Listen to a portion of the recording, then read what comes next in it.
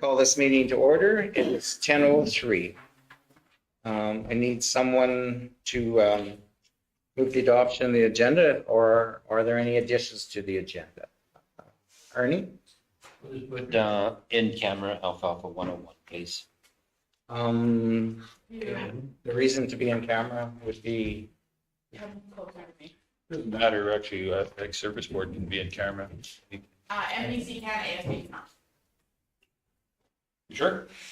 I thought that only affected council. Because ASB is a provision, like has separate regulations, they do require us to put down why we are going in camera. Only MPC. They're under the Ag Service Act. Yeah. We better double check that. Okay. so Third party, it's for third party issues, so. third party. 19. Can we just leave names out? Go with, no. Section 19 of the code. Section 19, okay, so 13.1, and you want to call it? Alfalfa 101. Okay, alfalfa. What did you call? Alfalfa discussion. Third party, Harm to a third party. no harm to third party. Any other additions? If Seeing not, none, I'll give you a motion to move forward, Mr. Chairman. thanks, James, all in favor? And carried. Adoption of the minutes, they are included in the package. Larry? Okay, all in favor? Carried. We have a delegation later this morning. First order of business is 5.1, the administration report, page 10 of the package. And Quentin?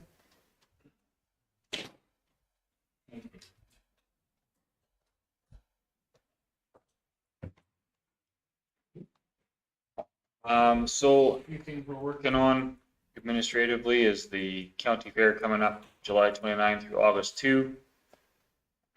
And then we're also working on the bench fair, which is August 17, which coincides with Open Farm Days. ASB will have a booth at both events. And we'll be co-hosting something with Stettler Public Library. Last month, we canceled our ASB meeting and we toured the Crop Management Network. We do have a thank you card going around to be signed. Circulated, yes. ASB grant reporting, it's done, so now we are waiting on the application. This is our last year of this year's grant. We do another application for another round of reporting. I don't imagine we'll get that till November is typically when that comes out. Spring Town Hall with ADM John Conrad and collaboration with Alberta Transportation. We have an agreement now in place to do some roadside control for Alberta Transportation in the bottom third of our county. Some seeding projects, we did see Carlisle Estates drainage ditch, the large one between the airport and Carlisle Estates. We need more of this to fall before anything gonna come up. It doesn't look very nice right now.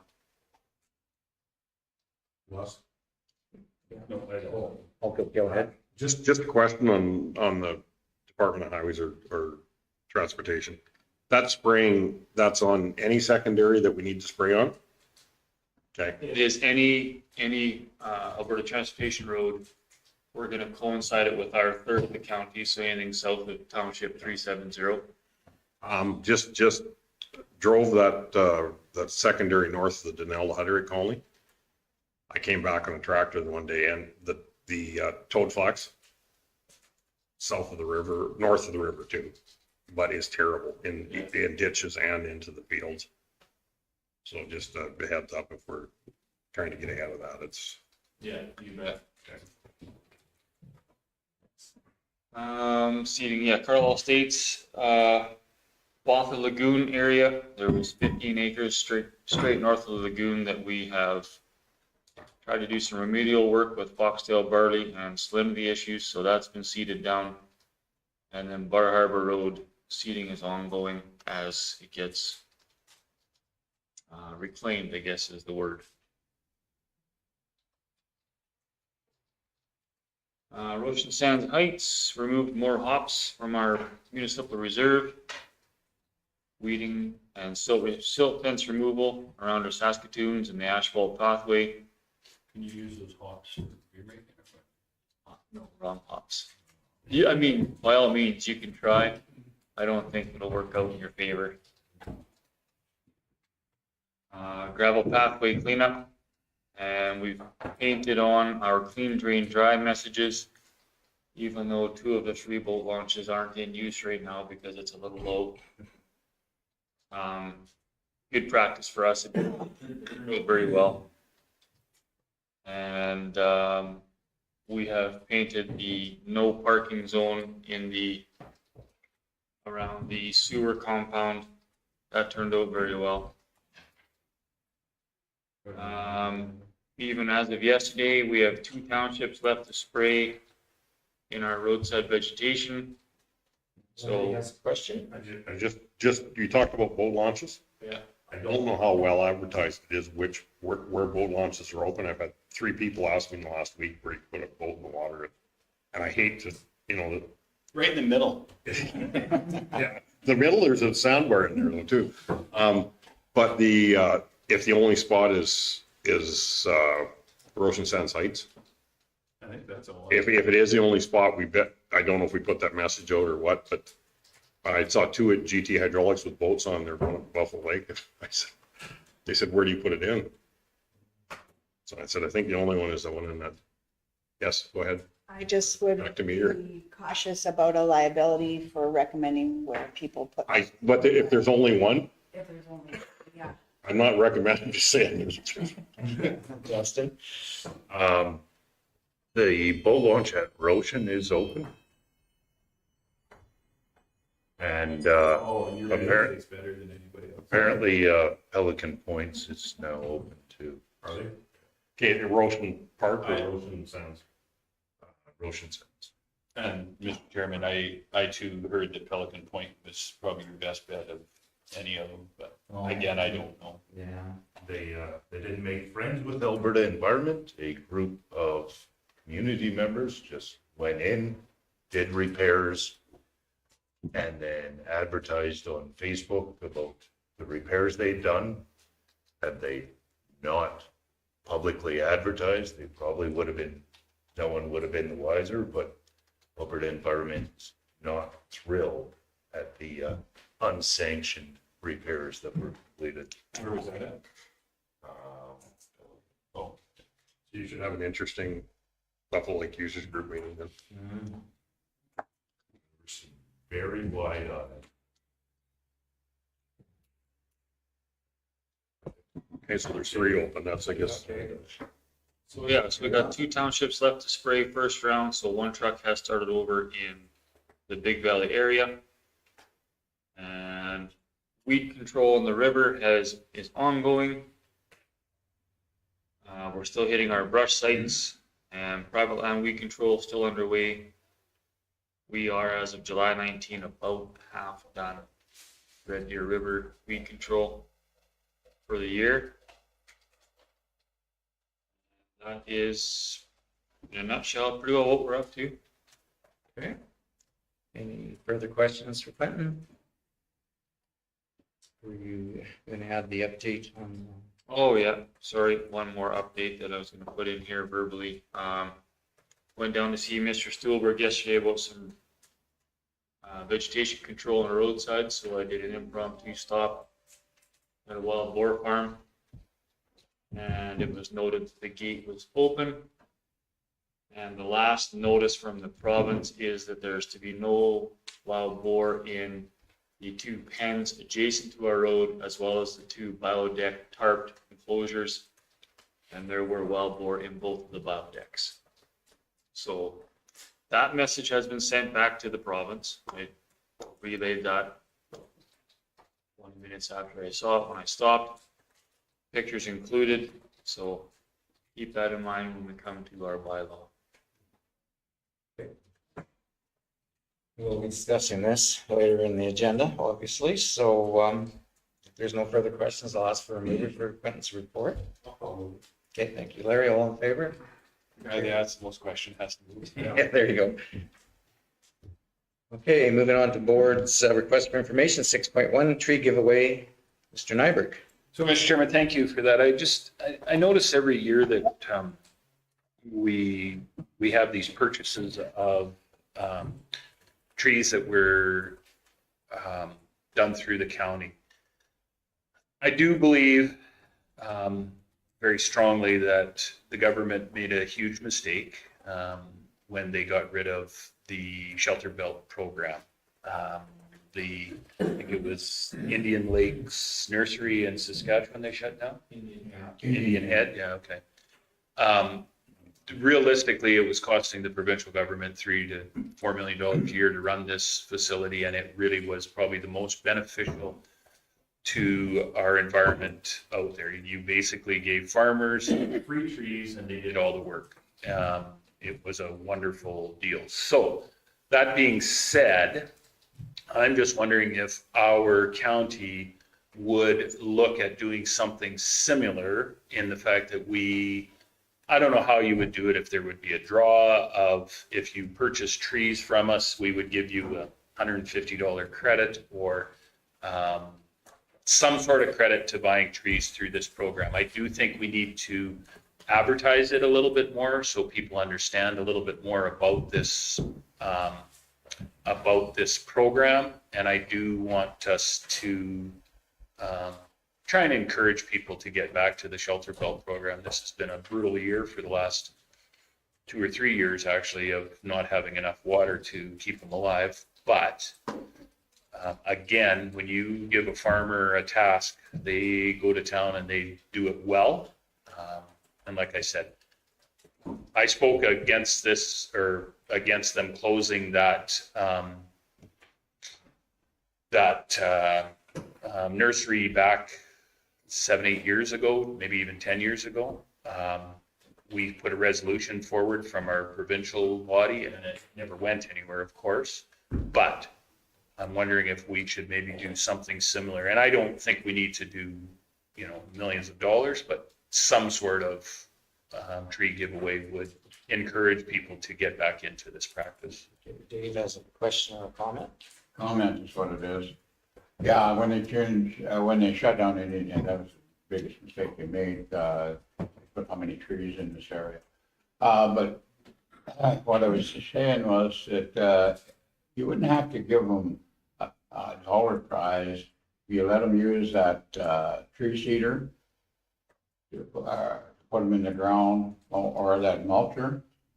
I've done 3 different times to put spruce trees in. You know what's the best year that I had? It was 02.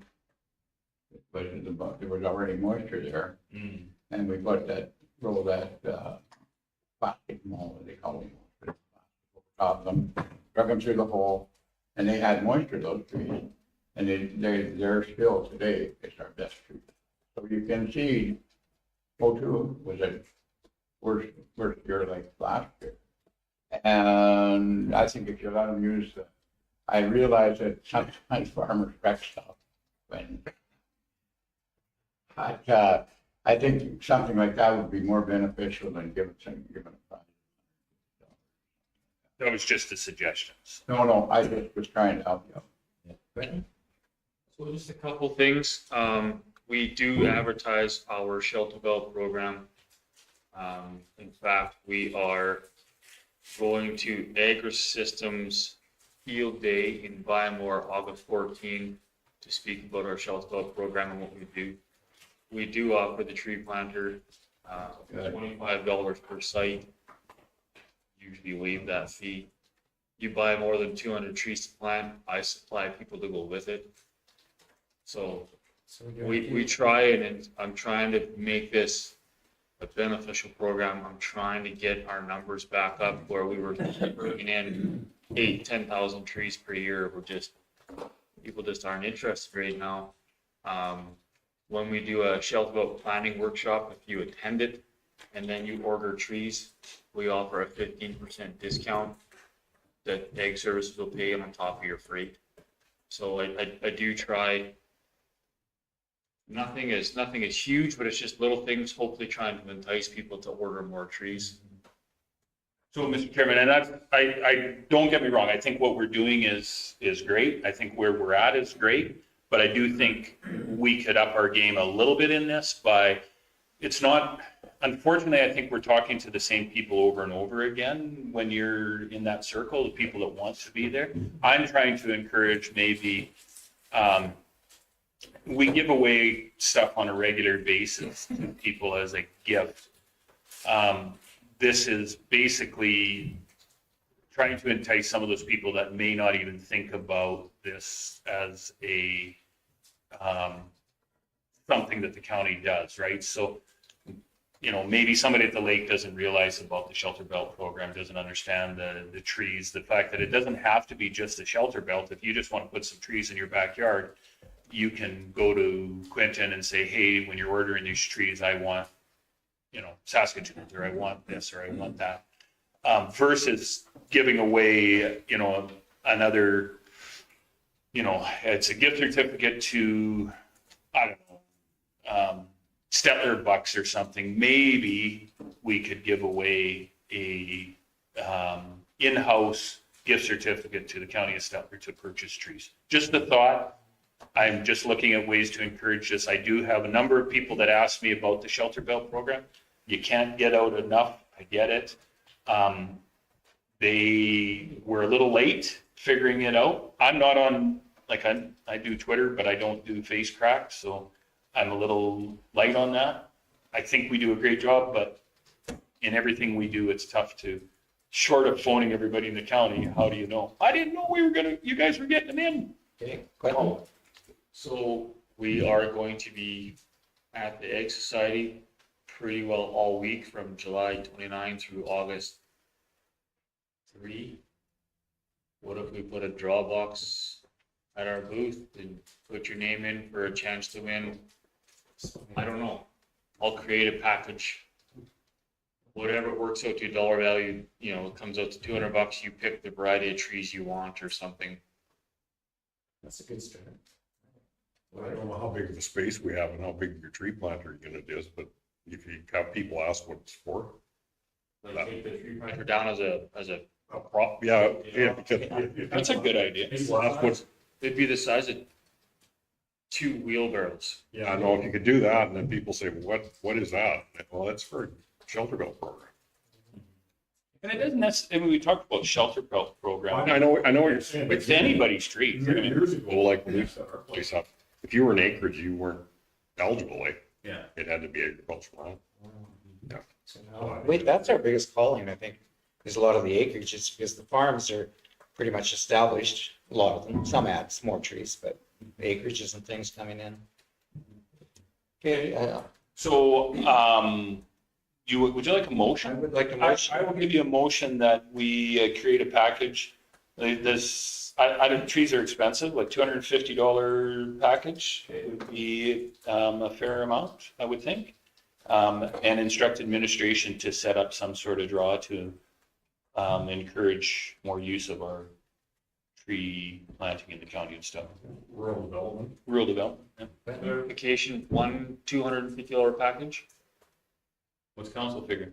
or $250, like up to that amount for a couple, or you want one? What are you thinking? I think you do a couple. I would suggest a couple, at least two. Two 250 ones? I will make a motion that it's two $250 packages, as to be determined by the Director of Ag Service.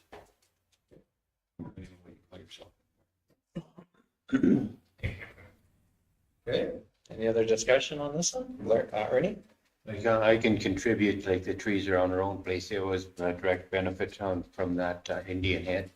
And like literally, like minimum that we would plant the first year might be 500, but we would literally planted thousands of trees there. And it has been very beneficial for it. Any carbon capture in them trees? Well, there's lots of carbon. Absorbs all the carbon from the air. This is environmental, boys, yeah. Yeah, no, they're definitely good. Okay, if there's no further discussion, I'll ask for Everyone to vote on James's motion? All in favor? Carried. Moving on to 7.1, the resolution direction request on page 34. Commissioner Farah? Yes, so out of the last, Mr. Steelberg and I attended a meeting in Lacombe. We spoke about resolution grading from last or this year's resolutions, pass, fail, and whatnot that we talked about at the last committee of the whole. It was mentioned that our wild boar resolution wasn't strong enough. So deadlines are coming. We need resolutions completed and submitted by September 19th. So if there's any ideas on resolutions you want to bring forward, think about something, whether it's a new idea or something you want to strengthen, whatever, get us the ideas and we can start trying to put something together for next egg service meeting that we would maybe approve or tweak, and then I would have to bring it back to the next council meeting in order to meet this deadline. Okay. So I guess first off, does the board feel that it's worthwhile taking another stab at that resolution to form a stronger one? Justin? What was the impression you got?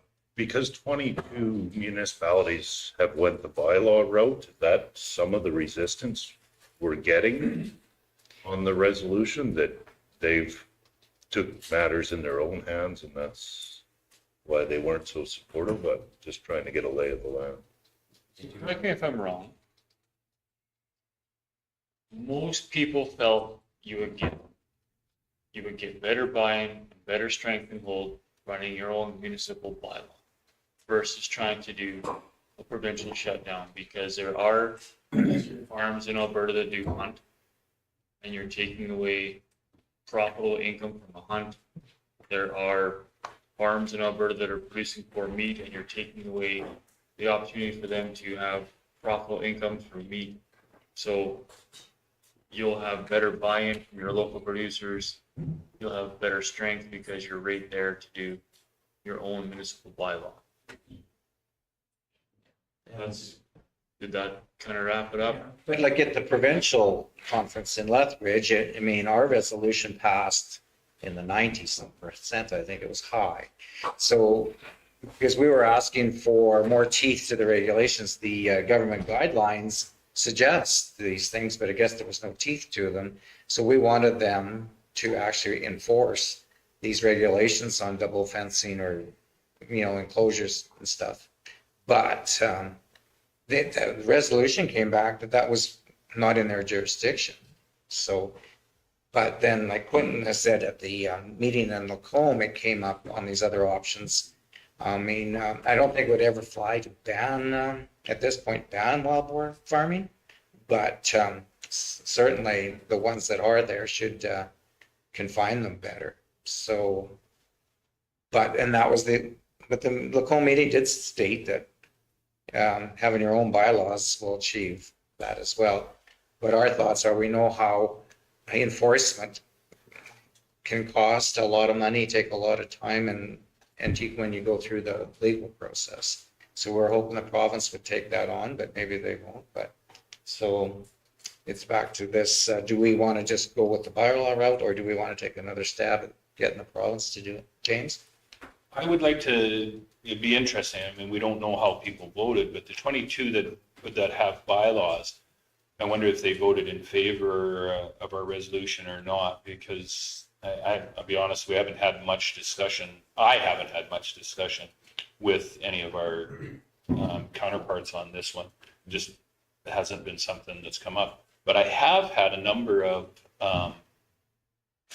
ratepayers contact me on this particular issue, both quite excited about wanting to shoot them and quite excited about if they got out, how they would destroy and how quickly they could destroy a crop and stuff, because there has been lots of stuff put out about these guys. It's been quite a media frenzy actually on both sides. So I don't know. This is a tough one.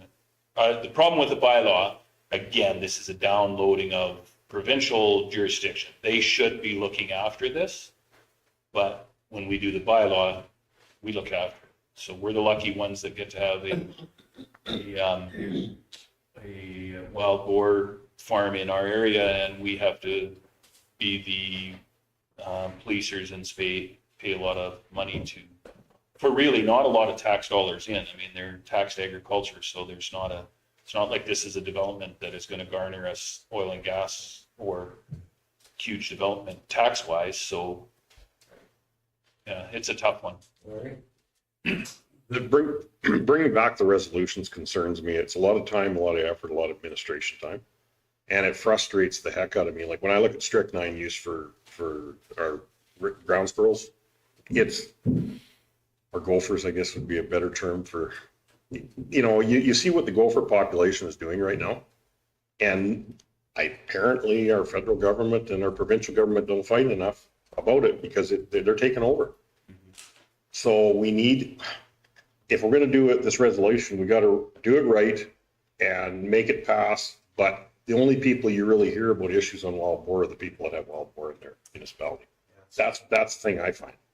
Interesting enough that you should mention that. Two things that are not in Ottawa, gophers and wild boars. If they were both there, this would be a bigger issue for them. So just for clarification, our resolution passed at the provincial level. The response we got back from the province was, great, sounds good, not our problem, because of how we directed it or who we directed it to or the wording on the moratorium. James? So, Mr. Chairman, I don't necessarily see this now as another resolution go forward. I see this now as the advocacy efforts, and I would hope that the Provincial Ag Service Board understands that the gist of this resolution is we need more teeth and more power with this. Whether it's tomato or tomato, how you say it, they have a marching order from their provincial body to advocate for this. Just because the province says no, doesn't mean we stop asking for the 6 miles to 855 to be paved, right? You keep asking till they say, okay, and move forward. I personally think that our provincial board has kind of capitulated and just thrown their hands up in the air. Nothing we can do. That's just my personal opinion. And a third thing, when species are where they're not supposed to be, it becomes a real problem. And, the next thing I'm sure we're going to have brought forward to us is elk. There's not hardly a municipality you talk to now that doesn't have high levels of elk that are destroying corn crops, that are destroying people's livelihoods. I thought you said elephant, and I was like, Elk. And, and as this stuff moves into our areas, it's dropped on us to try and figure out how to help. and you know what? And we need to bring forward is one of the farming products that are going to be coming up, and we already have in Alberta, is insect farming. And this is one of those items that I really strongly believe we should get ahead of the curve on and figure out some regulations, whether we want this stuff in our communities, right? I mean, the example was the one down in Calgary where the warehouse is just outside of, I can't remember what major city it was or town. The ventilation system wasn't properly screened. They got out and went into the next warehouse. Well, destroyed a lot of products. So is this something that we're going to allow? From a land use bylaw, we should be looking at it. And from an ag service side of things, are we going to allow this kind of stuff? Just a question back on that though, who regulates that? Is that the NRCP? No, those are the information. Seriously, is it? But you're right, Larry. That's the information that we should be getting ahead on and understanding before it shows up on our doorstep. And the town of Stettler allows for a canola eating bug that is really good in protein, and it releases and destroys every canola crop within a 5-mile radius of the town of Stettler. Could you imagine the devastation that would bring to this community? So I think we need to, yeah, get ahead of it. And this is, yeah. Like you said, when things are staying where they're put, that's good. But when they move, creates a huge problem. That could be added to our next piece on responsible livestock ownership, or I guess that's a stretch to call them livestock, but it could be put in there or on our land use. It sounds to me there isn't much appetite to resubmit our resolution, because even if it's passed by the at the conference, it doesn't mean the province is going to do anything about it anyway. So maybe, because we're going to be moving into the next piece of discussion of doing our own bylaws. So unless someone says otherwise. Just so when we are talking to our provincial body on this, and Quentin, maybe you can help me out, can we somehow write a letter back to them saying, okay, we get what you're saying here, but you got marching orders that said this needs to be pushed. Don't step back. You got to push back against what's. I'm How they can change within their organization to make it so they can enforce that. yeah, That's like what we're looking for. advocate for us, right? Just because they said no, and I don't know how that works. I just Yeah, Larry? I'm just sitting here thinking that's a lobbying effort to to our ag minister. And to try and push this and show the importance to them, because a lot of times as this filters through, I don't know if our MLA and the ag minister see like it filters through departments and Yeah. how does it actually go. And I think Minister Segerson, pardon me, it listens very well, like he takes it in and he will take back and get back to us. So Yeah.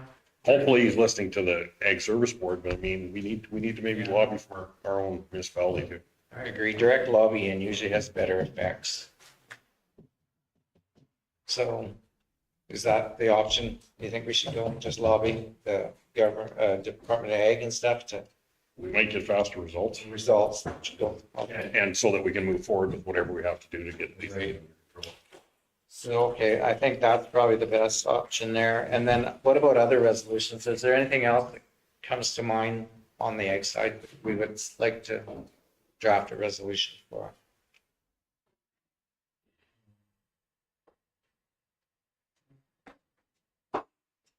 It's not. So it looks like we're not gonna need the resolutions this year, I will ask again next meeting just to make sure. in case there's a change of heart. Okay. So, I guess just receive this discussion for information. James, all in favor? Carried. Moving on to 7.2, the wild boar at large bylaw direction on page 35. And, Quentin, if you, So, thank you. This is the same memo and bylaw that you guys were presented at the last committee of the whole. This is Strathcona County's responsible livestock ownership bylaw. It's an all-encompassing bylaw. It doesn't just have one specific animal or insect or husbandry in it. It involves, you could almost rename it an agriculture bylaw. So it's talking about overgrazing, it's talking about fencing, it's talking about agriculture, it's talking about wild boar, it's talking about bovine, equine. It grabs a lot of different areas so that it's not so targeting onto one species or insect or producer, if I can word it that way. it's pretty, like some of it's a little overreaching, I feel, but, I personally think Strathcona County did a very good job on this bylaw. Like they put some work into it. Keep in mind, Strathcona County has been taken to court before under the Weed Act. It has been taken to court before under the Agricultural Pest Act. It has been taken to court under the Agricultural Service Board Act. They lost one weed control act on an appeal they won. They won two more weed control act lawsuits, I guess you call them. They won again, they won them all because how they had it worded, and what it was directed for. That's why I chose theirs specifically to show you where we should start with. Okay. Thoughts? Justin? I fear this is a little too broad a brush. And when we're talking the amount of bee hubs or inspecting fences and grazing, and many of these items are quite subjective, and I do not want to go down that road where we're getting permits for bee hubs everywhere that someone puts one up. And it just seems a little too broad to me. I'm not comfortable with the permit piece on livestock events or taking animals like dog, as much as a dog or something, into a hospital or a nursing home or a school or something like that's between the hospital and the school. I think we don't need to permit that. Vera? Talking to Strathcona, they use this bylaw primarily as like a source of education for landowners. So, like to put it bluntly, the ag department is the good cop and uses this bylaw to educate people on fencing standards and overgrazing and animal health. And then if that education doesn't gain ground, then they use the peace officers as the bad cop to kind of reinforce that husbandry standard kind of thing. It's mostly just an education tool that has the option of teeth at the end. So I don't know how deep we would get into all of the different topics in it. This was just kind of a for that. Justin and then James. Justin. Quentin. I'll try Quentin. Keep in mind, I put their entire bylaw in. Pick the pieces you like that you want to start with, grow with, think about. We can always bring it back and add pieces later, remove pieces if we find that it's something we don't want. Instead of trying to pick out the ones I thought you guys might be interested in talking about, I just included the whole thing. I think that probably is the better route, not to start too big and get too overreaching. The idea was to try and make it non-targeted, to make sure that it involved a couple of different livestock species or a couple of different agricultural practices, so that it didn't look like there's any targeting to one producer livestock species. That was the idea. A little bit of shotgun effect to make sure it doesn't look like you're picking on one producer. Does that make sense what I'm saying? So just, what's right on our screen though, is B is manure management techniques are in place and minimize the runoff, which we've had these discussions at our table already and have gotten nowhere because of the NRCB. And minimize excessive odors. And excessive odors are to who, because we've had people spread manure over the years, and I have got the same phone call from the same individuals begging us to do something. And we can't do anything. So what difference does it make if we put it in a bylaw? You know, something that Dave did. And I know I'm picking this maybe apart a little bit because it minimized excessive odors. Well, whose opinion? It's not somebody in Lethbridge that says that odor's excessive. If it's our bylaw, it's our rules. It's what we put inside and what we enforce. So we could enforce on that over top of the NRCB rules? You're making it more strict. Yes, you could. How would that It's work? no different than the Weed Act. If there is, say, purple loose stripe as a prohibited noxious weed, we can't downgrade it to a noxious weed. Well, we can take dandelion, which is a nothing weed, and we could make it a more restricted weed. We can take any rule in the province and restrict it more. We cannot relax it.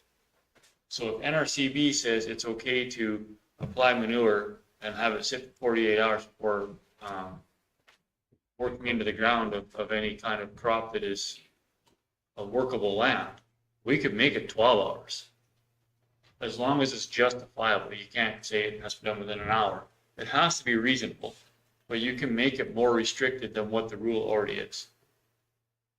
What about offsite orders from barns just from their fence? That you can't even have your windows open. Same thing, I've had many phone calls on that too. Dave?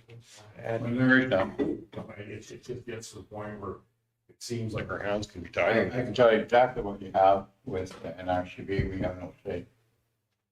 Because we have one spreads right there all over, and they leave it on top, and I drove out there, that was 3 years ago. About put a slop in the sloughs and stuff, and NRCB would, I got hold of them, they do absolutely nothing, because that guy, the no-till guy, he can't kill it. You know, and then they were pumping across our roads without permission and stuff, so there, you said we can top up stuff. We couldn't top that up, I was asked. At How long, please? and basically got told that, no.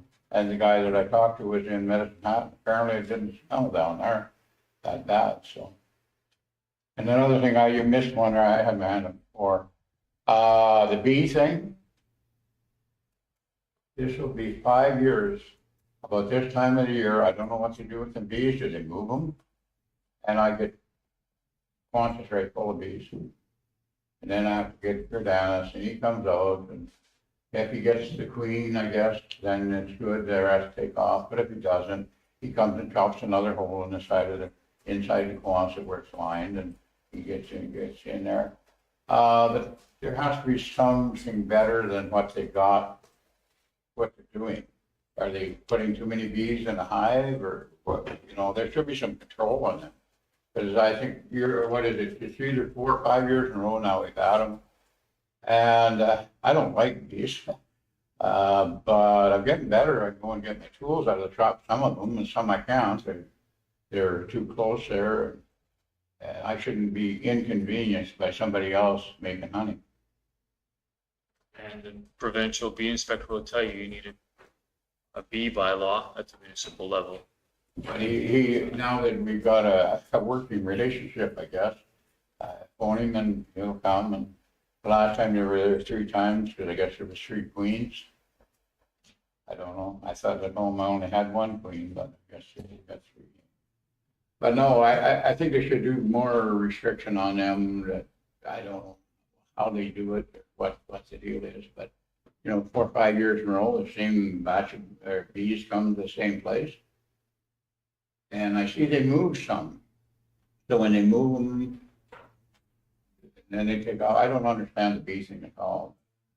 It's the piece that could be added. And James, what's your part of this? So, Mr. Chairman, thank you. I just have a question in the bylaw, and this one might be more for Andrew. Can we put in part of the bylaw that there is sufficient insurance in place that would cover damages created by these individuals? And this would be, I think, towards the bee people and to the wild boar and any farmer out there. Typically on the farm, we have, at least I do, you have farm insurance that my critters get off the farm and do damage to somewhere else, my liability covers me. But in these particular 2 cases, I think there is, I would almost guess that you would have to have more insurance, because I'm not sure if your general farm insurance would cover it. It's one thing for a critter to get off and do some damage, but it's these 2 individuals seem to be quite large. And I have one other question too. So I would, if to answer that specifically, I would venture away from trying to regulate liability. The reason behind that is all of the liability specifics are going to be determined by and Just sufficient insurance, though, to have a policy in place. What if they had no insurance whatsoever? Because, see, this is the way that I see this going, is how they're getting away from, or how they, I say, the government seems to be pushing people to do certain or not do certain activities is by putting it into the private domain of you and your insurance company. yeah, the concept behind that, when it's liability insurance specifically, your your civil obligations don't change based on whether you have liability insurance or not. You have the liability regardless. So whether I'm paying for that lawsuit out of pocket or I'm having my insurance cover it, the statutory framework we have really doesn't differentiate between the two. So there is no requirement. If you're a big farmer and, you think, well, I've got millions sitting in the bank and I'd love to be that farmer. But anyways, if I've got millions sitting in the bank, why would I have an insurance policy? Why would I pay somebody else to potentially pay $100,000? And that's where liability in general is never typical. Vehicles are pretty well the only exception. That's more because there's the public interest in it, and that's the government See, and this is, themselves against the law. this is where I'm saying this is the public interest. So I go to the wild boar situation. Larry has a wild boar farm and they get out and they destroy Dave's crop next door. Larry should be protected. And they're going to come back at us and say, we didn't do enough, of course. So can we, like the provincial government, in that situation of having liability, we do it for our cars. We do it if you take your, if you're going to cart kids around in the school, they ask for a liability showing that you have $2 million worth of liability. Is that even if we ask the question? Very different, very difficult to regulate and enforce. And if you can't enforce it, it's not regulated. Would be perceived as overreaching if we're telling people how much insurance they have to. A minimum of $2 million. That's what they tell you at the school, right? Anyways, We fair do that for farmers. story. In the bylaw, there's specific permits for wild boar and honey in this Strathcona bylaw. So if that was just something that we were super concerned about, we could add that to one of the things you have to do before you get your permit to farm that type of livestock. That would be a much easier mechanism to enforce as a condition of a permit. Because you can enforce the lack of permit very easily, and you can enforce a condition of a permit easily, but a more. Condition being they have insurance. Yes. Okay, that's where I was going at. Yes. In the bylaw, there's specific permits for bee farming and boar farming in the Strathcona bylaw kind of already as a template. So we could add to that if that's something we want. Larry? So bylaws, then we could also include where people are pumping water out of standing bodies and draining standing bodies of water with approval from Alberta Environment. We can override that with our bylaw. I know. Let's get the bylaw going. As long as you're ready to stand behind it, absolutely. James, do you have another question? So my question, and this pertains to the placement of bees. If I wanted to become a bee farmer, apicurist, is that it? Apicurist? No, apiculture, but I'm the apicurist. Yes. And I decide that I want to put my bees on the MR. Is that allowed? Allow it? Right now we have none. Then we're a natural person. We have natural person rights, the same as you do individually. That's our land. You're trespassing if you don't have permission to be. This may came up at another meeting I was at, that we have some bees on some of our property. I'm getting phone calls all the time about bees, just like Mr. Grover's problem. Yeah. These are hives on our properties. We need to look at it. So it'll come to my report.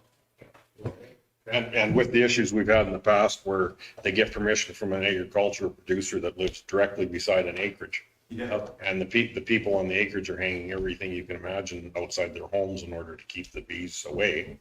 Like it is an invasion of those other people's privacy. It's a grower say, So I think we should probably pick out the pieces we want to deal with immediately. I don't think we can should get too big too fast, and like Clinton said, we can always add more. But I think the ones that are kind of pressing us now, the wild boar, the bees, and if there's anything else you want to take out of this, and then Take the ovis out. we rewrite these pieces to suit us and bring it back. Dave? Because I tried to get your attention there before. Livestock, there is already a policy of what a legal fence is. And if they just look that up, that's what they have to build.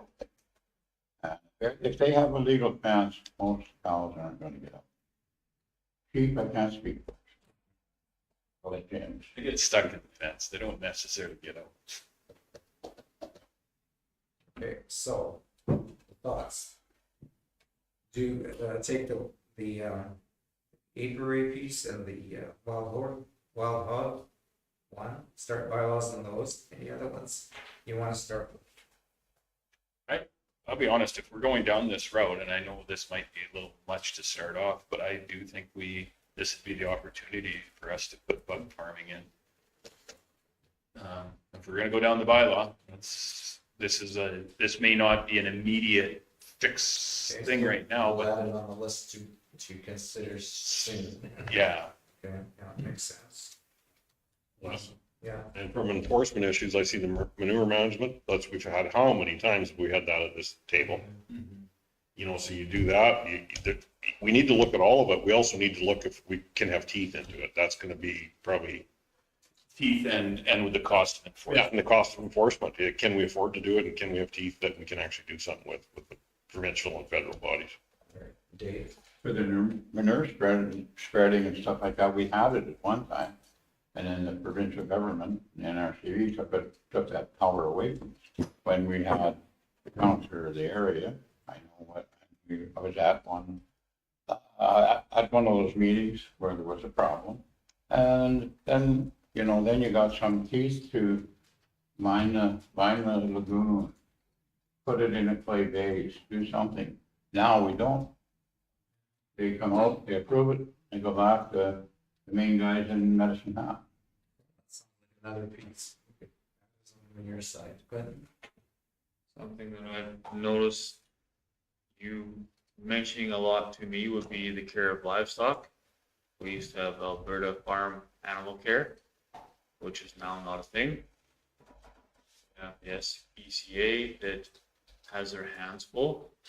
You could have a husbandry piece in there, animal welfare, if you so choose. and even on the education side, some of this maybe could be covered in a way to, get ahead of it for those willing to learn.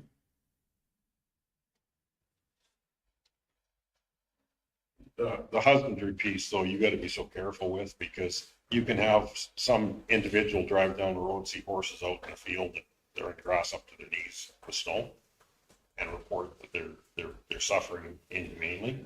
And you can bring them in and the horse is rolling and fat and bucking and jumping and that's some, we've got too many people that drive down the highway and it's easy to make a phone call to. Now, even when the animal farm care was here, I got calls like that all the time. And it's just probably 2/3 were healthy animals laying, chewing their cud, bad horses.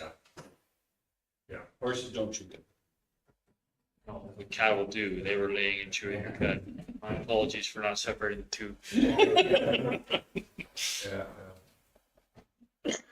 It's just something that I've heard spoke in this meeting specifically. I know it's something I've mentioned in the past, that's why I brought it up. You guys tell me what you want to start with. I think we've got lots with the 3 on there that we got right now. But I got 4. I got 4 too with the manure piece. Oh, okay, Insects, the bees and the flowers. And I think it's very important that we separate the bees and the insects as 2 different entities, yeah, because one is definitely an outside and one is an enclosed. And we'd have to do some research, because was it Larry or somebody said, are they confined feeding operation? Somebody mentioned, Yeah. maybe they are, I don't know. Justin, I don't know. That's something the person has to look into. I don't know. I have no idea if there is any regulations around. Probably not. That's relatively new one, so yeah. Okay, that's a good start. I think that's probably enough to start, right? You wanna put that together? You got nothing else. Yeah. Okay, Fair, we know Fair is taking For on. the next meeting or September, give me a timeline, please. timeline, suggestion? I think the timeline has to be up to Quentin, because some of it might take longer. If you can make it for next meeting, that's great. If you can't, that's. Okay. So I would need a motion then to that effect to separate it for sections, so. All right. I'll make that motion, and then as you're going through the other ones, I think that if there's ones we should talk about, just put them on another list. Yeah. Yeah. Yeah, we can, like Quentin said, we can add to it all. Yeah. Okay, Larry's made the motion, all in favor? And carried. Moving on to new business, 8.1 policies, vegetation control on page 58.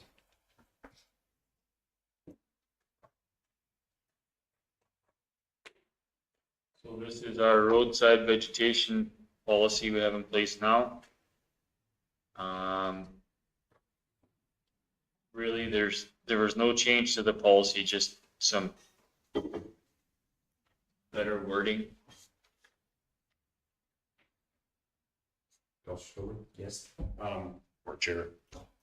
I just want to question on that. Are we posting these like we do? Will we be posting these like we're posting our other policies now? Like on the website? Yeah, for a month.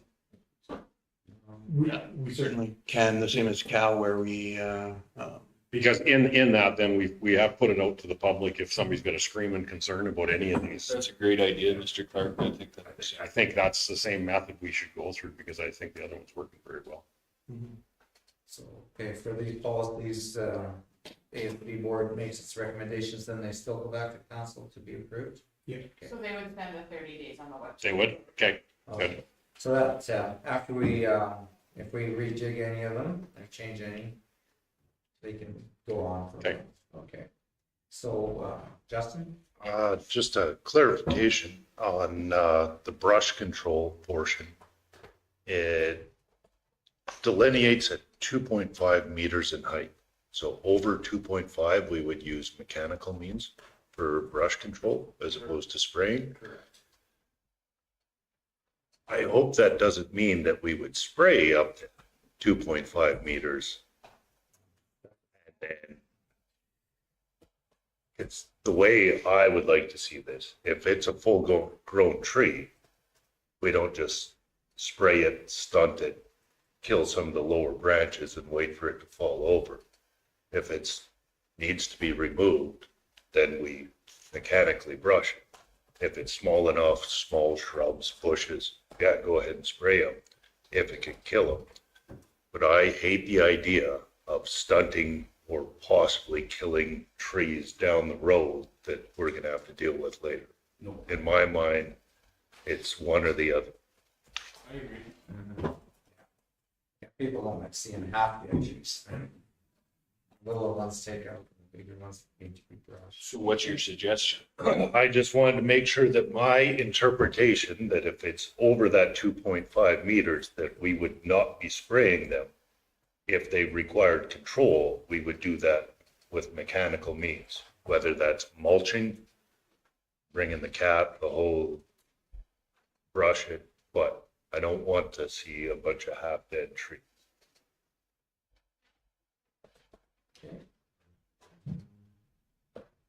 Quentin wanted, no, Quentin wanted on it. Quentin had his hand up, did you not? I did. Yeah. Go ahead.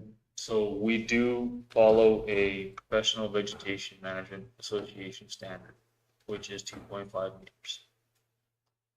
That is what we're supposed to follow. There's just been oops in the past, I suppose. When directed to do outside, that's what happens.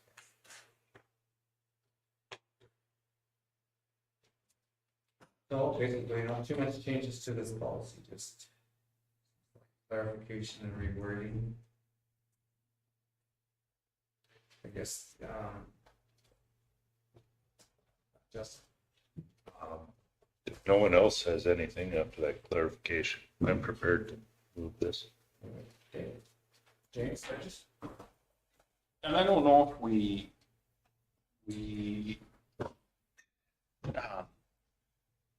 we should be somehow stating in the policy or in the, if it's a general statement that we make, maybe it is, should be in the policy that we put it, that the control of the ditches remain and are always the,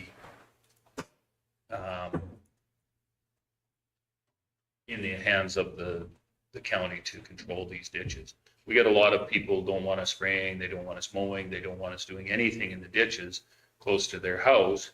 But at the end of the day, I get that we don't spray close to some places, but it also can't be just left to having a bunch of trees in the ditch when there's a need to have this stuff removed for sight lines, for everything.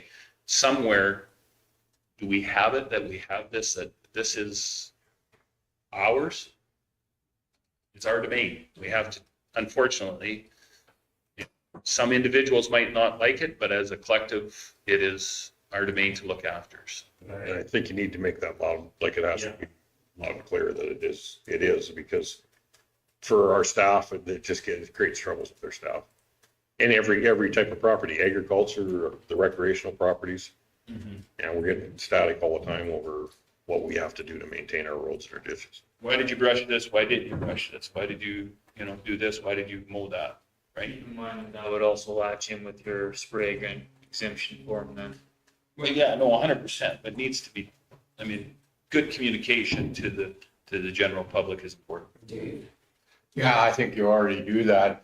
Just take to the slope of the road to the bottom of the ditch in front of somebody's place, because if they pop out onto the road and you get run into, then we're the ones that are going to, but if we've done our due diligence so they can have a sight line, then I think we're fine.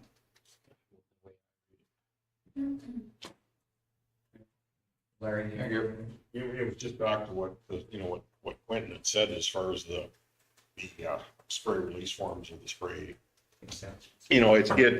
As long as we're not getting spray onto that private land, really it's still the ditch is our property. And if that's what we need to do to control that ditch, I think we really need to look at that too, so that you don't spray here and you spray here and you don't spray and you don't spray and then you spray. And, it just for clarity and also uniform on how we take care of our ditches. Justin? I think I found the phrase that drew my attention before. Selective chemical control or mechanical control will be utilized on brush identified for removal that is more than 2.5 meters in height. And then this was my question. I thought it should be strictly mechanical control above that height. So a selective herbicide is what we typically use because it goes after what we're aiming on. So if there's a tree that's taller than 2.5 meters, we don't spray it. We do what's called a basal bark application. You take your spray nozzle from a spray, and put it on stream, and you do one stroke around it, and it chokes off the tree. Mechanical means come in behind and kill it. Take or mulch it down. But by putting the basal bark application on, we're killing the root ball, so suckers aren't coming up. That's different than broadcast spray. We're not actively spraying 2.5 meters into the air. I'm good with that, provided that it is mechanically Years removed. ago, where the middle strip of a 50-foot tree was taken out, that was direction given to us beyond my control and above and beyond what our professional vegetation standards are. Okay. I'm not doing that again. Okay. Yeah. Can't understand why. Got no feedback on that. I'll let the motion stand. Okay, there's any further discussion? So, Mr. Chair, I don't know where we put that, to make it very clear if there's a statement, like, how do we communicate that this is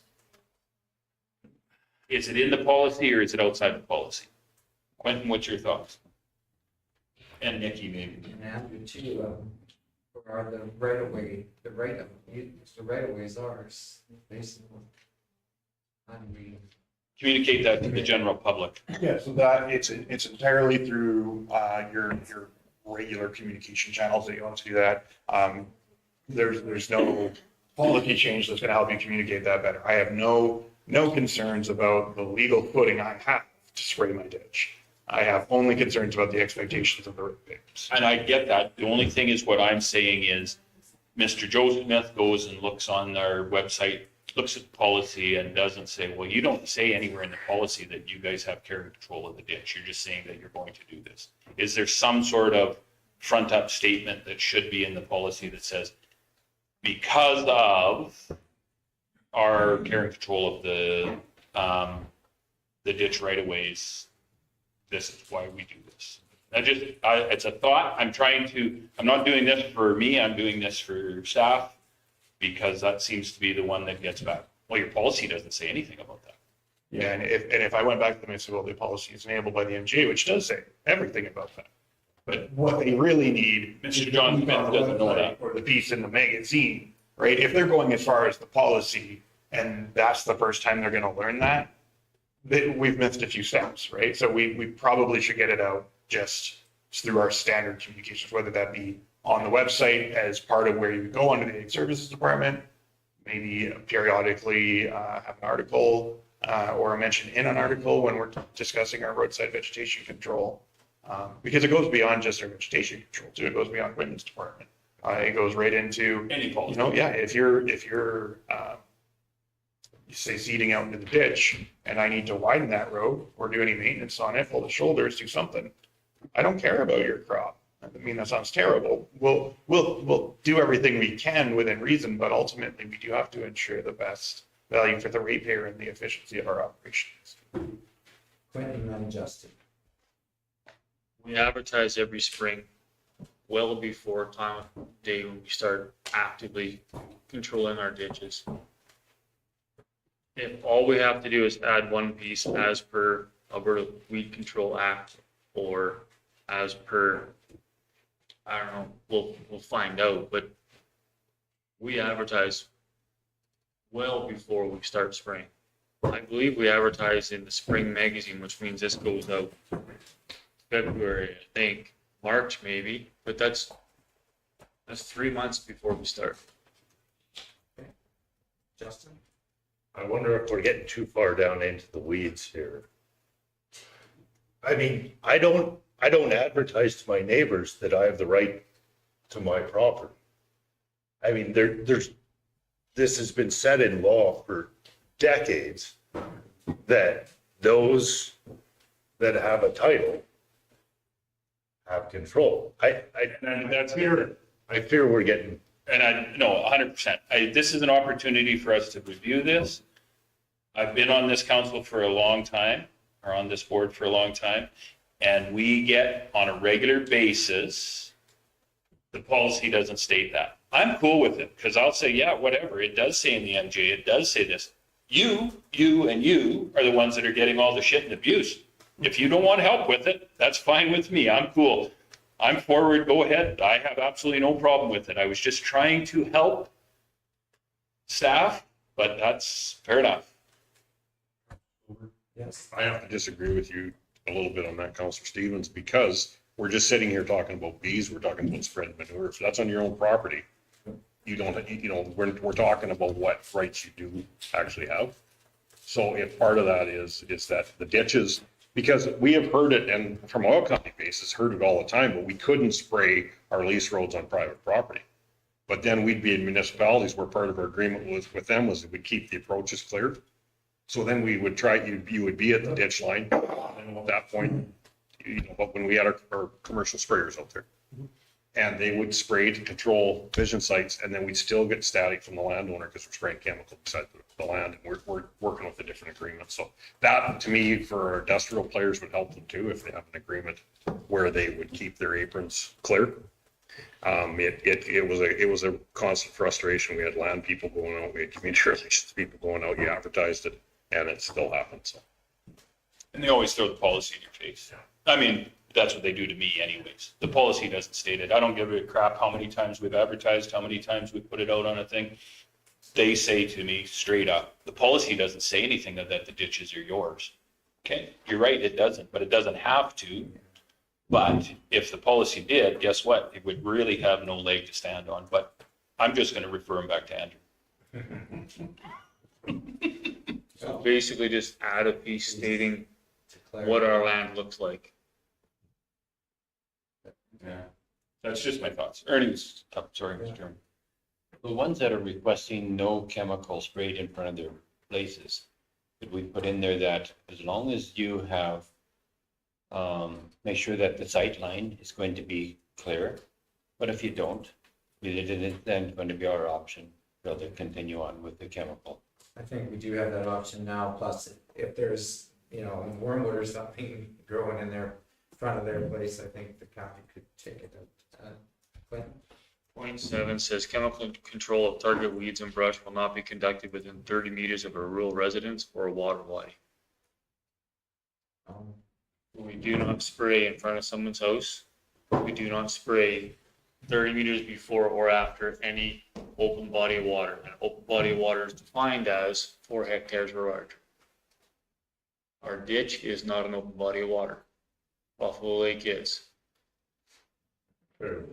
Yeah. I got a wonder. Slough is not an open body of water. It's not big enough. Oh, really? Okay, Dave? Yeah, and then to dry, that little, when you're spraying, how are you gonna know if there's 3 inches of water in the bottom of that ditch? There are ditches we should be able to control. And it's simple.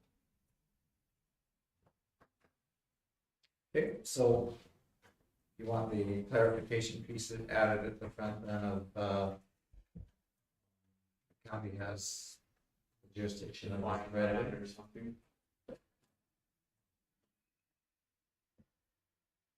I will work with Andrew and Nikki to find out how to word that without making it in a paragraph.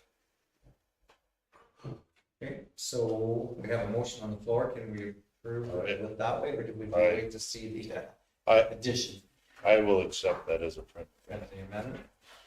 Okay. Dave? Oh, I'm voting, am I not? Okay, I haven't called the question yet, but Oh, okay. I was just making sure everybody was comfortable with that. Yeah. You are? Okay, all in favor? Carried. I thought I just go make sure you were gonna vote. Yeah. There we go. And then 8.2, policy on control of public disease, page 63. Thank you again. This one, just some rewording. You'll see some comments down below. Could have taken them out, but we do not do strain testing. That would cost me like $1,500 per sample to actually define what strain of clubroot it is. We do the basic DNA yes or no clubroot test. So when a certain quarter of land is tested positive, and it goes to the restriction policy or the restriction phase and is approved to go back into a canola type crop, before seeding, they show proof of clubroot resistant variety. This once again is just another show of when the government gave up pushing something through, like when we had the support of the provincial government. Now we have to take it on a municipality. So we had a policy, could have had a policy at that time, but I mean, still, it's one more thing. And this is an annual policy to review, so we can change down on 11.2. We define the Alberta Agricultural Development Clubroot Management Plan as it's on the website. We could change that to the Government of Alberta Clubroot Management Plan and never have to change it again.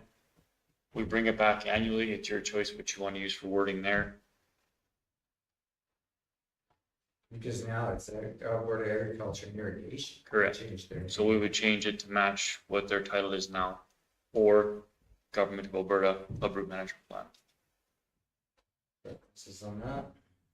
You see they changed their name on a regular basis. Yeah. Well, I like the government of Alberta one, but and then Dave. Yeah. The clubroot, are we gaining on it, Quentin, or not with our policy? I know what you do to, then you so long and then they can seed it back. The acres, are the acres shrinking, or are they still growing that are infected? That's a loaded question because I know it's a loaded question, I'll give it to you. clubroot is positive in the soil for over 20 years. So we're not reducing our acres of clubroot because if we refine one, it adds to it. The amount of acres per year found isn't growing. The amount of acres found positive for clubroot is probably reduced from our original years of 2012.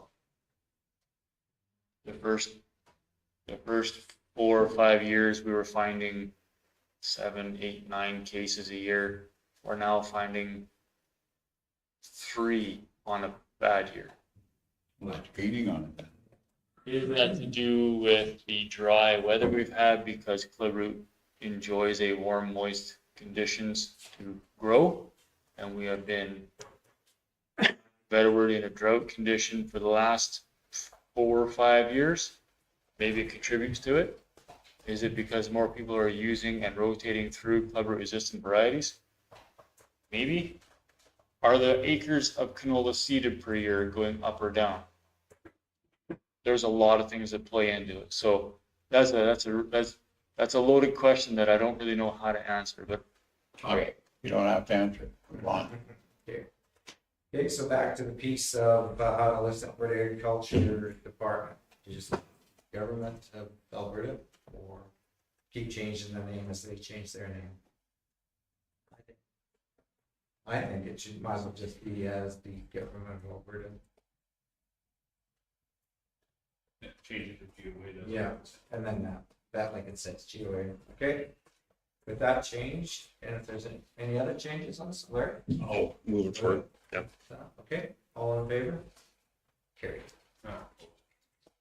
One opposed. Okay. Okay. And then moving on to 8.3, policy on tree acquisition, page 68.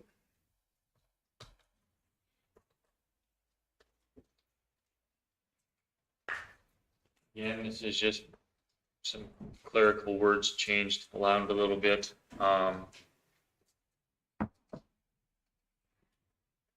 Every year we come and basically approve where we get our trees up for the year from. I don't think it's ever changed since we've started doing this. It's always been tree time.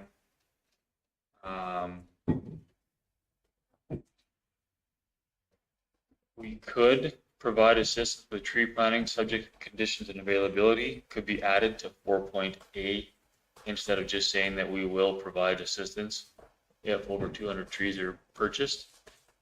We could word it so that if we have time, we can come help, but then again, if we're trying to encourage more trees planted every year, maybe we make it a priority that if someone orders more than 200 trees, we're coming to help. They may not want our help. Maybe that's why they're dying. I don't know. It's an option. Still offer. So yeah, there wasn't many changes here. It's pretty basic. So is that a suggestion from administration to put 4 point, did you say 4.2? It's written in there. It's written in there, yeah. Unless you wanted out, I think you would approve as presented. It was something I was going to suggest, but after the talks we just had half an hour ago, maybe you don't want to put that in. You want to leave it as a priority to help entice more people to plant. I think we can do both. I'm good with that. Justin, I'll move the policy as presented. thank you. All in favor? Oh, just before we go, Ernie? If someone's looking this up on the website, they don't know when to really order the trees. Should we be putting a date?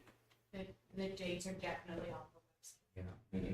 website. And also in your agenda packages for AS. Yeah, they're quite well, We do advertise when our program starts and ends. and it's done on social media. It is Yeah. pretty well advertised. I know And the actually, dates only change a little bit if it falls on a weekend, but it's December 1 to March 15. Unless it starts or ends on a weekend, then we adjust it, but it's always that same time. So it's a very short time between that and when the trees are actually ordered, or is it the previous year? No, like December of 24, we'll open our program for 2025 trees to come in May. And we close in March because tree selection starts to shrink and you may not get the trees you want. So we do it when the availability is large. Thank you. Did I answer that? How did you notice? And then Quentin also runs a workshop every year, which we advertise at great length, are to attend for the proper information for planting, and then also the deadlines associated with it. So it's out there. And last year you did it in conjunction with 2 other municipalities, and the attendance was quite high, but you have to remember that was 3 municipalities together. I don't remember the numbers from that workshop, but Stettler County had the most people out of the 3 municipalities combined. Yeah, I think we had 7 or 8 or something. The county just paid all free to bring the trees in for Yeah. our ratepayers. And do you still offer a discount to our ratepayers who take the workshop? Correct, and that's advertised. If you attend the workshop and then order trees that day or after, well, even if you order before and then attend the workshop, I give you a discount. Okay. The county pays that 15% discount. Because sometimes those tips help the survival rate a lot. Even our webinar with Mr. Toso Bosic, I had a discount that if you watched that YouTube workshop or webinar, it was right in there. I think there was 4, it's a series of 4. There's 10 talking trees with Toso for 10 days. And we alternated between 1 p.m. and 7 p.m. what time we broadcasted it, zoomed it, whatever. Yeah, because you could tune in by Zoom and ask questions live. We'll right? look at that right now. Yeah, exactly. That actually worked pretty well for a COVID era engagement. And he's pretty entertaining. He was a good presenter to, throw some tech at. So satisfies your question, Heidi? Perfect. Okay. Justin has a motion to accept the policy as presented. All in favor? And carried. 8.4, the wild boar control, 172. This is what we had in place before. So our new policy will replace this one then, Quentin? Or how does that work? We will run with this one until, I think there'd still be a policy in place because if the province ever came back with another bounty program and we chose to sign on, okay. we could do it through this policy, if I'm not mistaken. So we Same guess- time, you could bring back this policy if you wanted to rescind it now because it's not accurate and may set some false expectations for the public. Then we would we could just get rid of it and bring it back. That being said, the way it was set up was when someone brought me a wild boar, the county paid them the $75, the province reimbursed me. I don't care what the reimbursement, I'd still pay even now. So that's another option, that the county foot the bill or no? $75. And That per year? per pair. There. Since 2008, when wild boar became a pest, I've paid once. Okay, so I guess being. Michelle had her hand. Oh, sorry, Michelle. Yeah, it's up to you, but if you are bringing back your wild boar bylaw, we can also postpone or table this motion to closer to, so that you can compare it. Yeah, and actually specifically, I would probably recommend that because at this point, at worst case scenario, you're recommending that council rescind it. And then council has to make both that decision and the decision on the bylaw. They can always be presented hand in hand. And if you decide to go forward with the bylaw, you can. If you decide to go forward with a revised policy, you can give us direction at that time, right? Council's in the driver's there. Okay. So, you guys, you think to table it until we have the other one? Okay. A tabling motion and for this, Larry? Favor? 8.5, the pest and nuisance control on county right of ways on page 75. Thank you. Again, just some rewording to make things a little more readable. That's a word.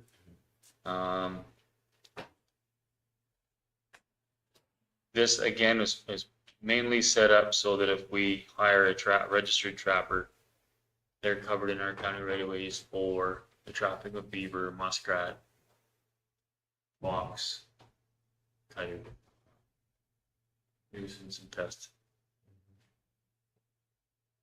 No one's trapping skunk in our right of ways. Okay, so basically it's the same policy. Just a little rewording on the first two on the first two For clarification. bullets. Okay, everybody good with that one? Ernie? I don't want to know, okay, with the fur bearing, is there still a season on them? Yes, for registered trapper, they can trap in a season. If Mr. Clark had a predation problem with coyotes on his livestock, because we carry Form 8, that is outside of that. I'm not a registered trapper, but I hold my Form 8s or my Form 7s, so I can use basically a special permit set up by the municipality to control the pest or nuisance affecting his livestock. Like coyotes, they're a pest anyway, aren't they? They're a nuisance. They're not a pest, they're a nuisance. Was it not an open season any time for them? You can always destroy a coyote on your land, and you can always issue permission slip for someone else to destroy on your land. But if you're trapping them for the fur, there is a season. I don't know the season. I don't know the dates because I'm not a registered trapper. But there is a season to trap. It's winter season, I just don't know when it starts or ends. Okay, Dave? And on rented land or leased land. If you're the land owner or you're controlling that land, you shoot the coyote on it anytime you want. You're in management of that land, that's yours. You're in management of that land, so you can. Yeah, so people know. Thank you. Did I answer your question? Paul? I'll move that we move ahead with this, if there's no more discussion. Okay, I guess that's With the beaver, okay, affecting our roadways. So like we should be able to take them out anytime they would be a nuisance. Thank you. all in favor of Paul's motion? Carried.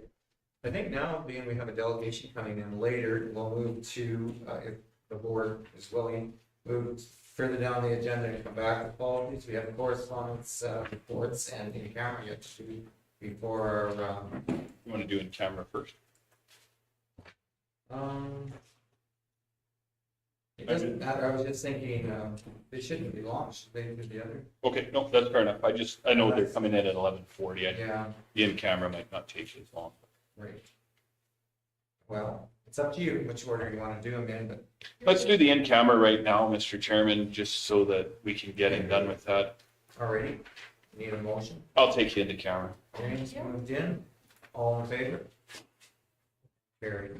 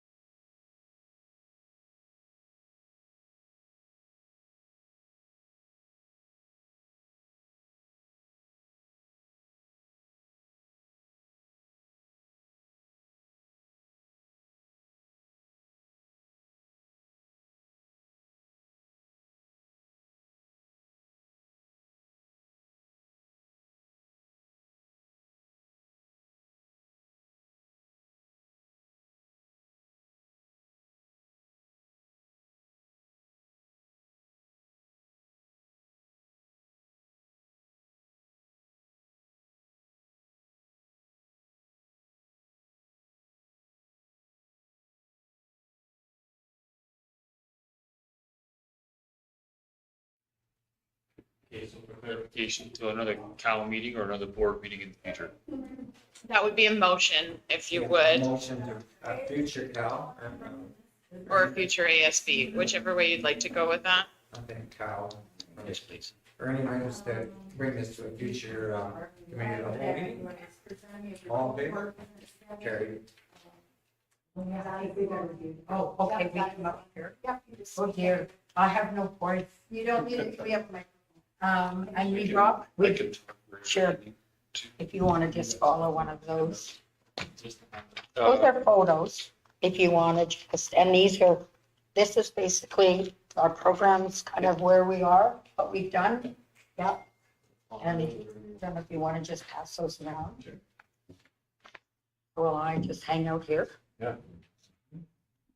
Mr. Chairperson, this would be a So they can just follow along. Yeah, okay. I guess before we start, we'll do a round of introductions, starting with our staff. Farah. I'm Farah Fisher, Assistant Manager of Agricultural Operations. Michelle Hoover, Legislative Assistant. Ernie Taylor, good morning. Paul McKay, good morning. Larry Clark, good morning. Dave Grover, board member. Justin Stevens, good morning. Russ Dover, Board Chair. James Nyberg, board member. Nikki Thorstensen, Communications. Thank you. Andrew Bishop, Director of Municipal Services. Quentin Beaumont, Manager of Agriculture Operations. And yourselves. My name is Dwayne Martin. I'm from the Stettler Egg Society, president of the board. Marge Savage, I'm staff. Okay, Yeah. thank you. And go ahead with your presentation. Okay, so yeah, Marge put together a little deal here this morning. I'll just go through it here as far as what we do as a board and some of the programming. Let's look back in fancy that the time in 1907 when enthusiastic young farmers came into the new Alberta, the land of opportunity to win for themselves success and security in view of what had already been done in those few short years. They realized the need of a particular organization to promote all phases of good agricultural practices. For many of you at the county, this has never been as relevant as it is today. History always has a way of repeating itself. We are very fortunate in the last few years to have assembled a team of people that understand the history of both the Agricultural Society as well as the history of Stettler agriculture. The contribution of the county farming community has made regarding to cattle, livestock industry, ranching, grain and crop production, and all aspects of food production. In initial strategic planning meeting, there was a goal, a dream to rebuild our outdoor facility, bringing back the successful Bull Congress and increase the opportunity for usage of the Agriplex, the indoor arena and pavilion and kitchen.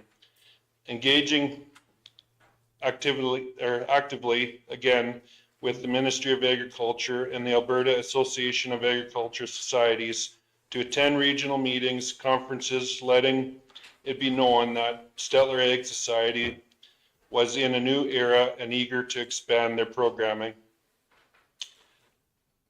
One of our first changes in July of 2019, when suggestion was made from families in the community to change the time of the Stettler Ministry approved farmers market.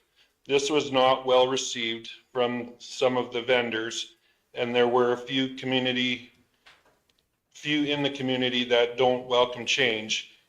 It did, however, triple the number of vendors from the average of 10 to 12 in 2018 to now we average 29 to 37 vendors each market. It supported what the board of directors recognized as the important aspect of the market, and this is to bring public into the venue and support a larger demographic of population. Due to the diversity of the board members and the profile that they have within the industries, we have had a tremendous response from our livestock events, hosting now one of the largest, most successful bull congresses in the province, the Heartland Cattlemen's Classic, is supported by breeders from all areas of the province and into Saskatchewan. The increase of both cattle producers and trade show exhibitors has created a situation where the committee regarding space, how to accommodate more. The Immortals Cattle Show, highlighting current year calf crop, heifers, and bull calves, has reached the same level of intensity from the livestock breeders in the province. Now not only do we attract the best of the best, we present the champions with both male and female categories, with the top line quad with support from the Heartland Motorsports. The highlight of the board of directors and so many of the community was the Legacy Project. It is a true statement that if you build it, they will come. As the new wonderful outdoor rodeo facility has drawn attention from across the province at recent conferences in 2023 and 2024 at agricultural societies, when Stettler sits down at the table with other ag societies, they control the narrative. The rebuild has allowed our team to apply for opportunity to host major national and international events. We are hosting the Alberta High School Finals Rodeo for 2023, 24, and 25. This has been a major undertaking as we accommodate 227 competitors and stall close to 300 head of horses. Along with the event, we host the graduation ceremony for the 115 to 118 graduating seniors with a banquet of 530. The opportunity to host the Western Legacy North of the Border Showdown, sanctioned by and financially supported by the National High School Rodeo Association of North Dakota. We hosted the first event in 2022, and over the past 3 years, it has grown to popularity with youth from across Western Canada. At the annual meeting of the NHSRA in Denver, the decision was made to put a moratorium of 4 Western Legacy rodeos in the US and 1 in Canada, and not approve any other further expansions. This offers Stettler Agriculture an getting a dry mouth here, sorry. Exclusive. Yeah, I'm just my mouth. Exclusive opportunity with the event for as long as wish to offer to young rodeo participants. We now accommodate many out of the area high school rodeo programs that are looking for reasonable first-class venue for their events. We're home to the Stettler High School Rodeo and Black Elk out of Panoka, held their finals in Stettler in 2024 and indicate that they will return. We also host 2 sanctioned high school rodeo events per year and have been approached by a number of other provincial area to for rental quotes. Aside from the wonderful facility, the team of staff, board members, and volunteers are so experienced in managing and producing the events that praise from competitors, from families, is extensive. They can't wait to come back. Sorry, I just need a drink. Take a break.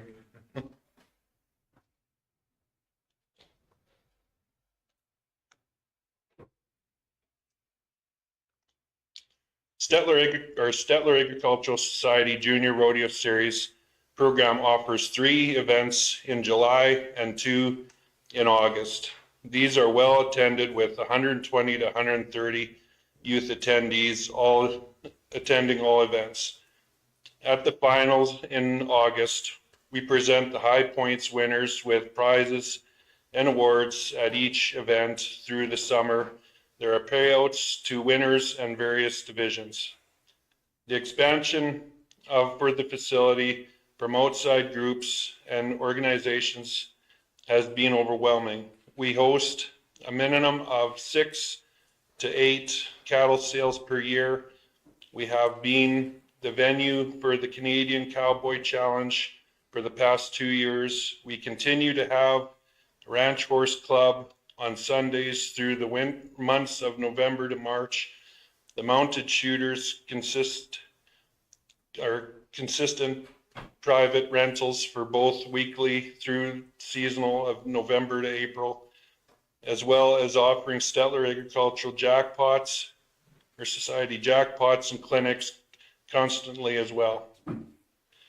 The goal of the board members and staff is to collaborate throughout the community, recognizing that the facilities are supported by provincial and regional dollars.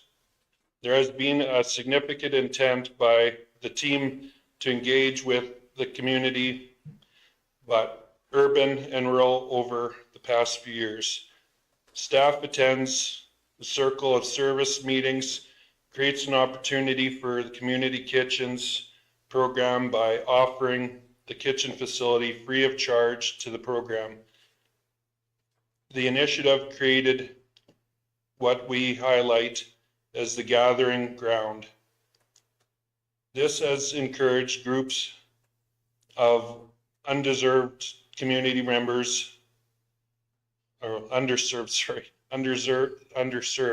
community members and their support teams, a venue that they identify as a gathering circle.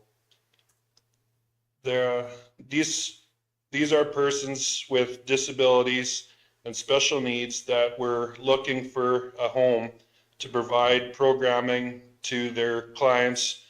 For example, arts and crafts, recreation, cooking, and teaching skills that offer independence. Through the collaboration, the Stettler Learning Center and the Seventh-day Adventist Church we host once a month, a seat at the table program that is free, as a free meal for the community.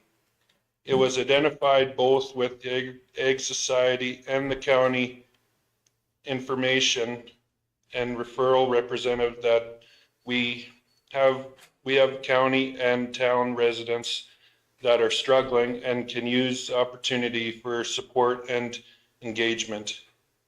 This is a program that is going to expand, and every week we receive calls asking about the program and the access to it.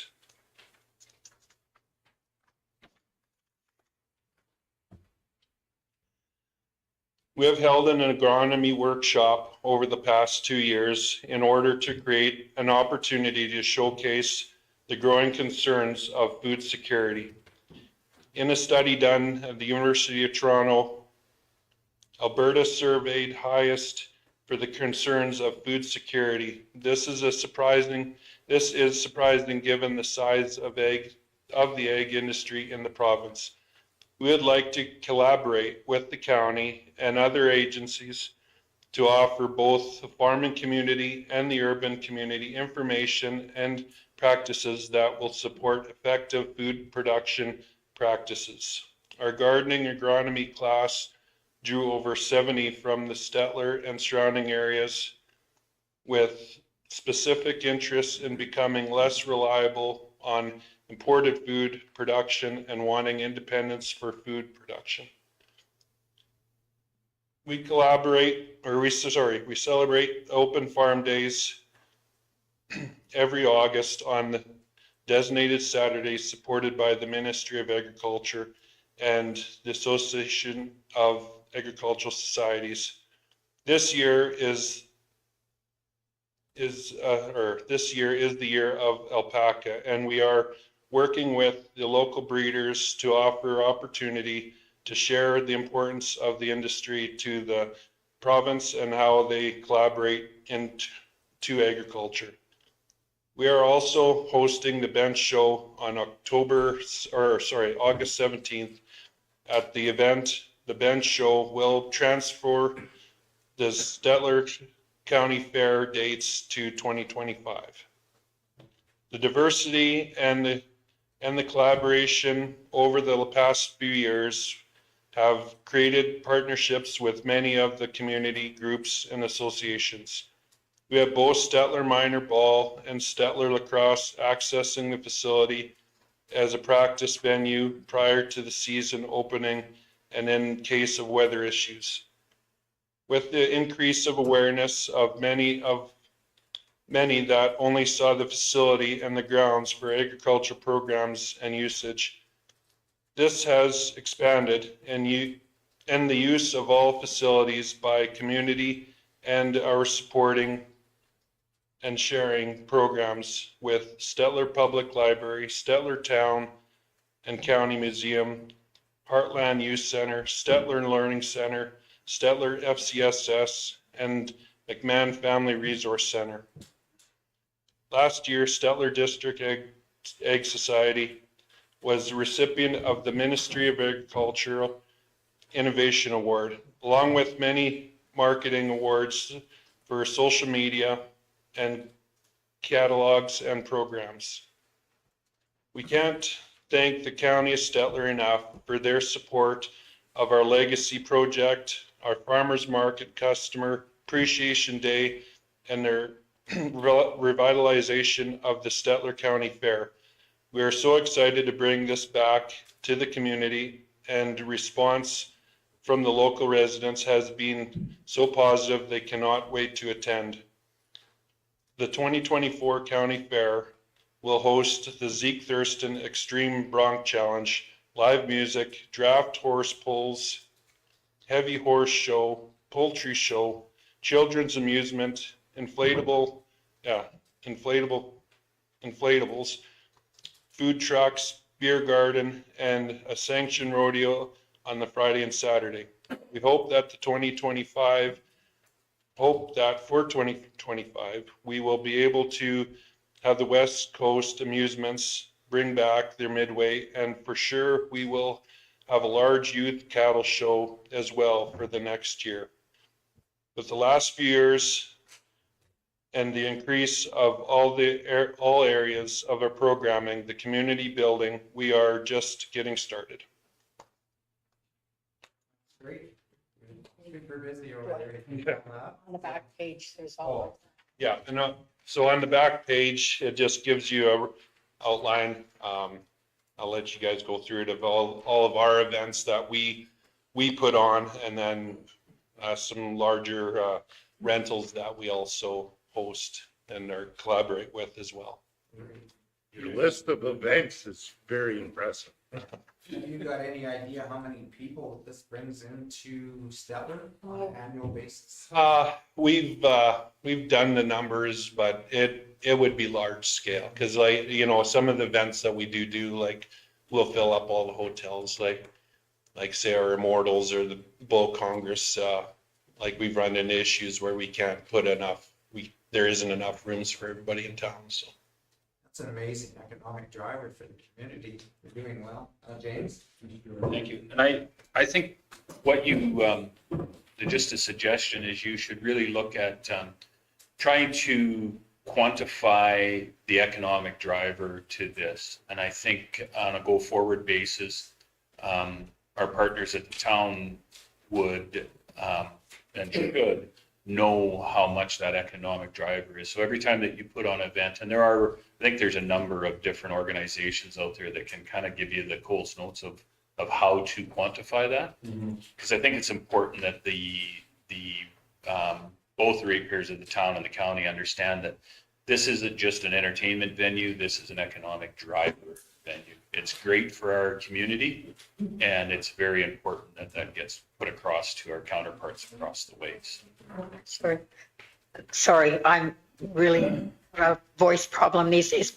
We do have an impact statement that we created 2 years ago when we were beginning the legacy project, and we update it every year. We can supply that to the county as far as it shows the number of people at our farmers market. It shows the numbers that all of our programs bring into the community. So we keep it updated. I I kind of thought that we had presented it before. I apologize because I could have circulated it today, but I'll get it to Nikki. And then Nikki can provide everyone with it. And you share that with the Board of Trade as well? Yeah, yes.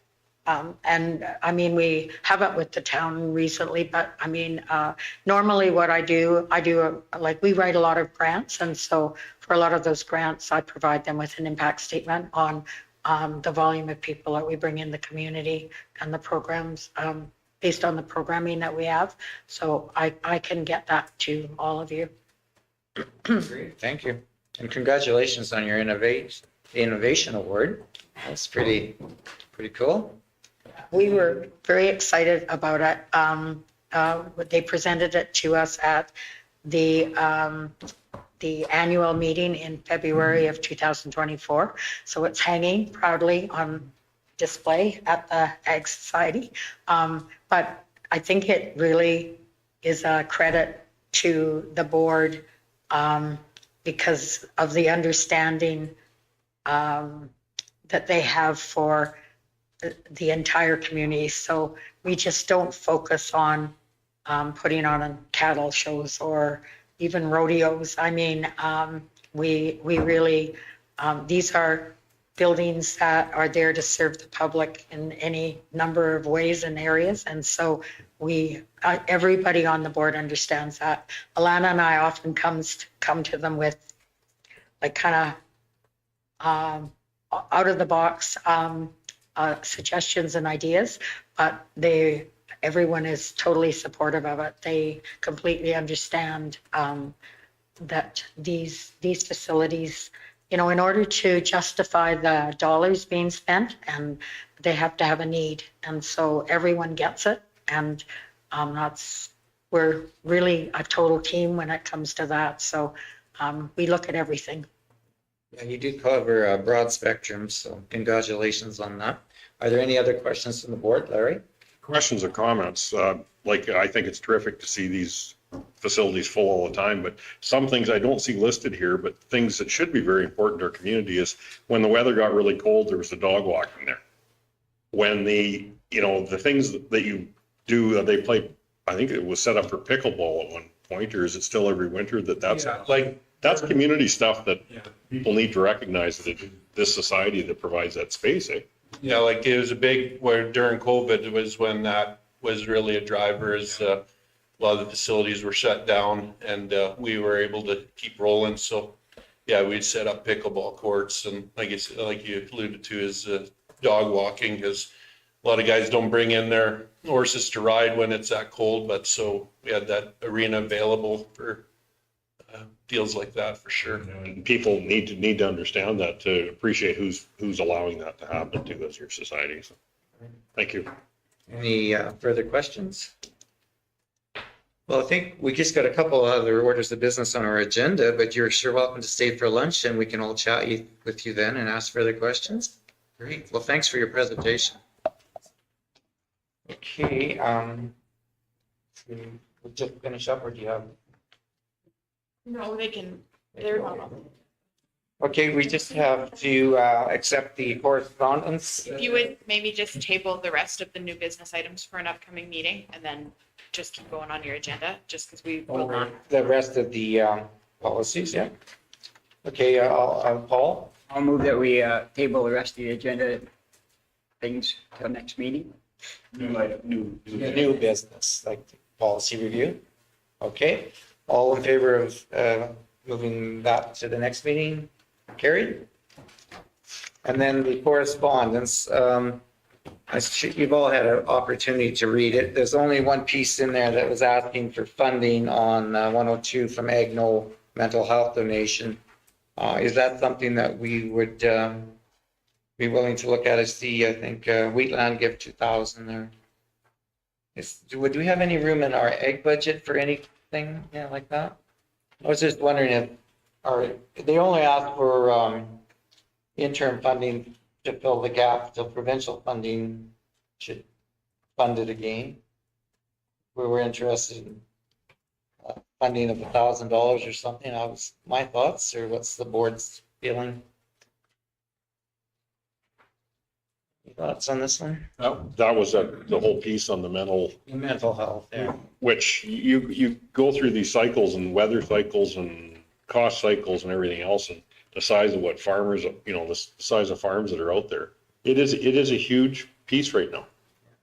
So I think it's a very important part of it, and for people to understand what kind of strain our producers actually, you don't want to discuss people's debt loads or operating, but the huge financial implications. You're farming, but it's not you're farming a quarter section. These people it's huge money.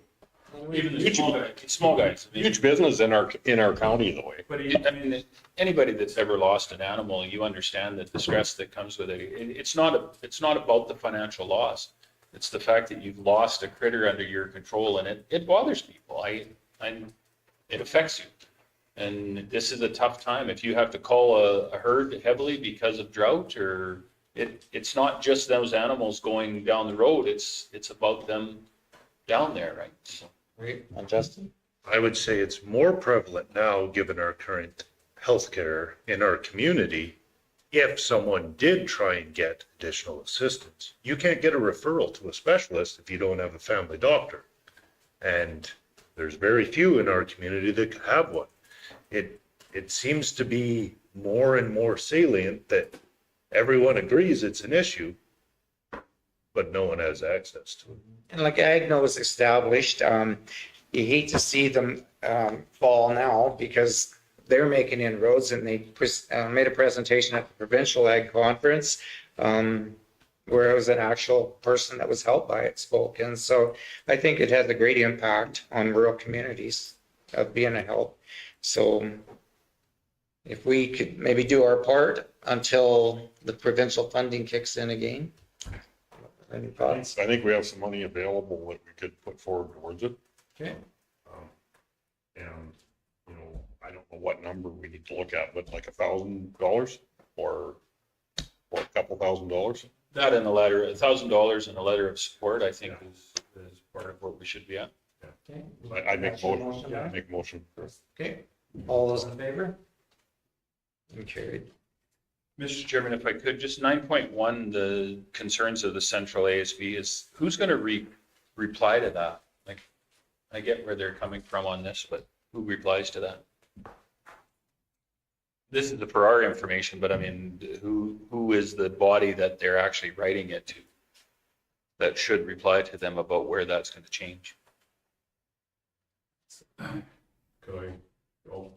Like, that's been a comment forever though, too, is that that distance of travel. And maybe we don't have agriculture in our cities, but it's sure a lot easier for people to get there. I know everybody has to drive. So it does make it easier to get there. I've been to Grand Prairie twice, and it's nice, it's nice to be to Grand Prairie, but I mean, on the same sense, it's a long drive for especially people from Lethbridge, et cetera, and that's why we don't get maybe the best showing. Quentin? Maybe to answer your question, it might be your regional rep. It's directed at the Agricultural Service Board of Alberta, which I would assume is your provincial board, but the heading is Dear Regional Agricultural Service Boards. So it might be a comment that is brought up at the Central Region Ag Service Board Conference in November. So can we, I don't know if we need to make a motion, but just instruct our rep to bring that up and have that conversation. Yeah. Okay. Then other than that, Mr. Chairman, I don't see anything that is outstanding unless somebody else does. I would move those correspondences for receipt for information. Okay, all those in favor? That one's carried. And then the, did you want to do your financial update, or did you want to move that to the next meeting? Whatever you want to do, it's pretty, it doesn't change what I say. Yeah, I know. I think we'll just cover that one in the next meeting then. That's okay. Would we need a motion to do the financial update in August? Paul? I'll move that, we move it to the next meeting. Okay. All in favor? And carried. The committee reports, there's two there. I'm sure if you've got any questions, if not, I would need a mover to receive them for information, Justin? I'll move that we receive them for information. Okay. And our seminars, workshops, and conferences coming up are the Stettler County Fair, July 30th to August 2nd.